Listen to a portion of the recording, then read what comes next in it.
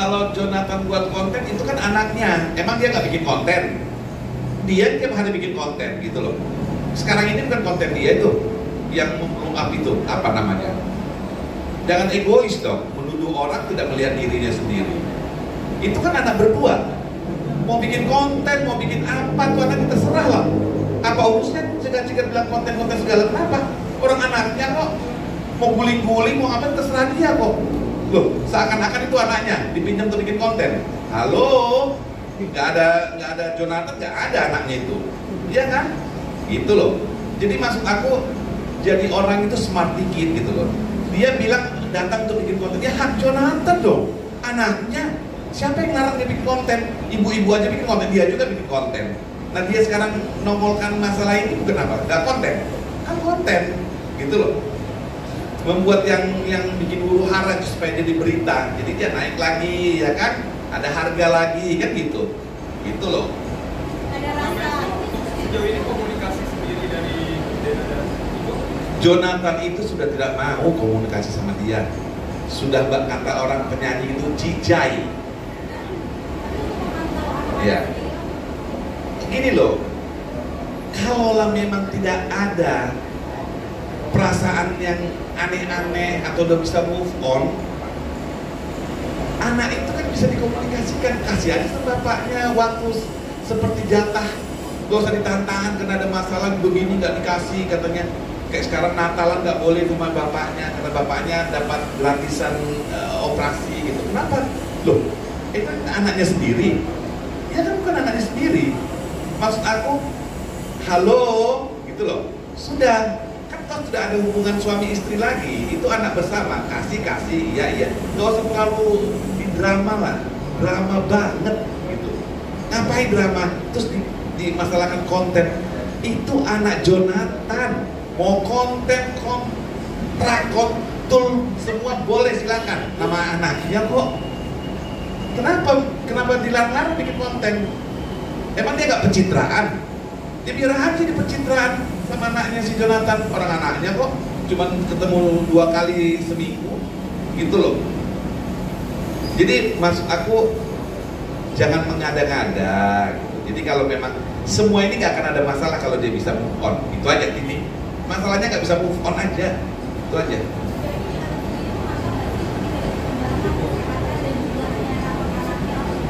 Ya namanya bapak sih sebenarnya ya tetap aja lah.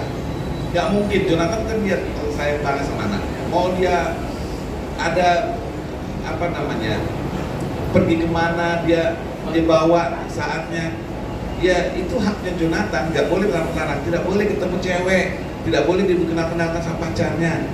Itu kan kayak anak pribadi dia sendiri, si anaknya yang bertiga itu. Ya gitu, jadi masalah ini sebenarnya ngadi-ngadi aja menurut saya sih, karena ya seorang ibu itu tidak harus begitu, walaupun sudah bercerai dikompromikan lah.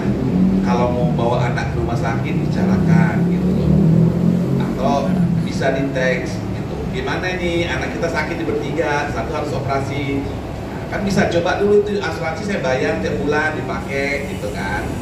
Enggak, ini perlu penanganan, oke, kalau penanganan boleh, jangan tiba-tiba kutuk-kutuk tiga-tiga dioperasi langsung ngomong di media, ini anaknya saya yang bayar, bapaknya nggak mau bayar gini. Itu kan namanya di framing banget gitu loh. Itu aja yang sebenarnya yang tidak menurut saya tidak pantas.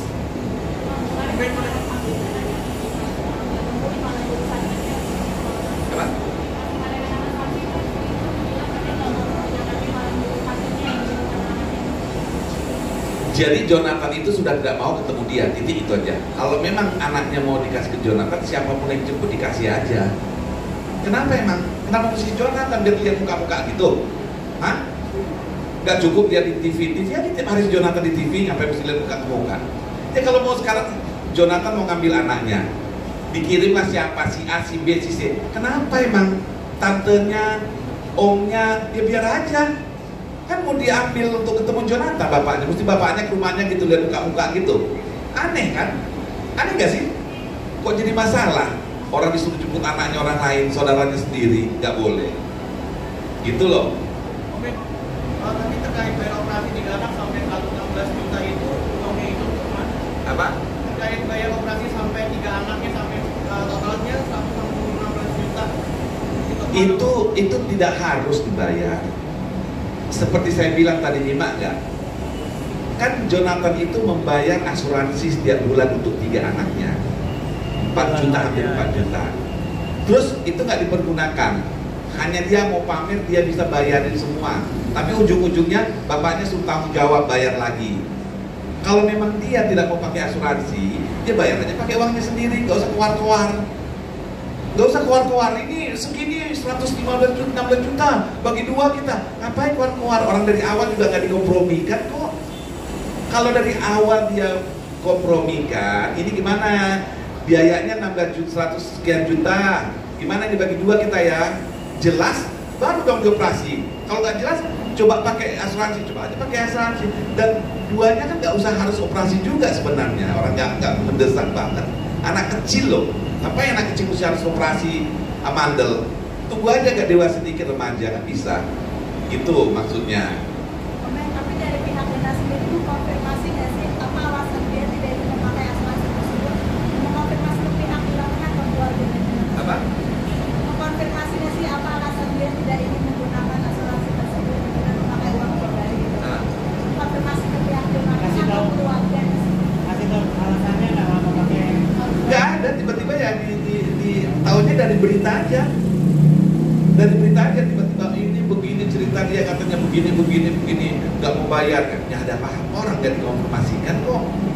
Jadi seenak dewe gitu loh. Jadi dia bikin sendiri, dia bayar sendiri. Mungkin dia lagi banyak duit sekarang kan, kerjaan kemana-mana, jadi pamer kali gitu. Jadi tapi tidak tepat sasaran. Kalau dia sekarang gini, saya misalnya sama kau ya, kita berpisah ini. Nah lalu ada orang yang butuh biaya. Nah ini orang butuh biaya kan harusnya ngomong dong sama kau kalau kita ada hubungan. Ini gimana nih? Ada biaya ini sekian, gimana kan gitu. Tidak kucung-kucung dia bayar semua langsung minta, nggak ada apa-apa. Bayar setengah, uangku udah bayar ini. Nggak enak gitu kan kedengarannya gitu. Kayaknya kesannya kayak mau apa ya? Kayak mau cari masalah aja menurut aku sih. Itu.